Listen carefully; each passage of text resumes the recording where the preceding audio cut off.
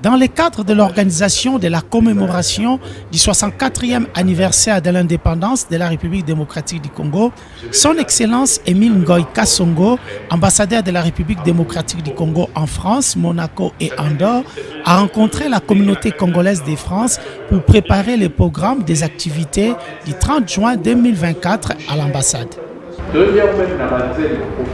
Plusieurs rencontres ont eu lieu à l'ambassade, d'abord avec les organisations religieuses qui ont émis le souhait d'observer un moment de méditation pour le pays et surtout pour nos compatriotes qui sont à l'est de la République démocratique du Congo. Papa Excellence à comprendre de nouveau qu'il ne peut pas coacher maman pembeni. La commission de Mama a émis le besoin de participer à cette organisation, une occasion pour elle de montrer à l'ambassadeur son attachement au pays. La jeunesse souhaite participer à cet événement pour transmettre les messages et commémorer ces moments si importants de l'histoire congolaise. Et la commission santé et tous ceux qui travaillent dans le domaine médical ont rencontré l'ambassadeur dans le but de participer activement à l'organisation du 30 juin 2024. Vous avez du lourd, des gens qui sont des professionnels des médias et sur lesquels vous pouvez compter. Pour clôturer, l'ambassadeur a rencontré les femmes et les hommes des médias congolais, l'occasion pour lui de lier le travail de réhabilitation de l'ambassade à l'organisation du 64e anniversaire de l'indépendance de la République démocratique du Congo. J'ai mis en priorité l'assainissement de cette ambassade.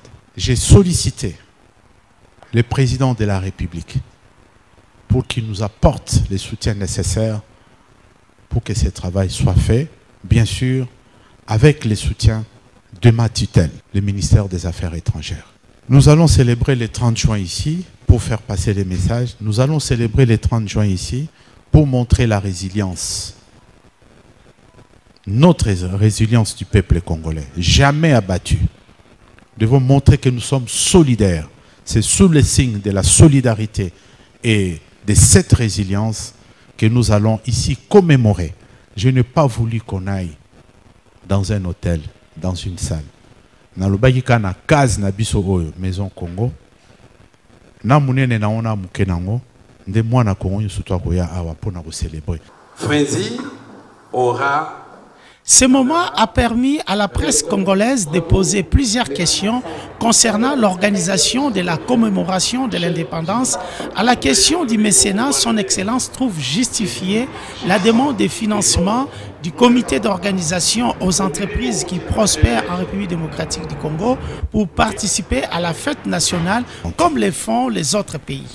Notion au babengaka, notion ya sponsoring. Ici, l'ambassade, l'ambassadeur Ming Baleka awa régulièrement, basenga sponsoring na entreprise Oyo.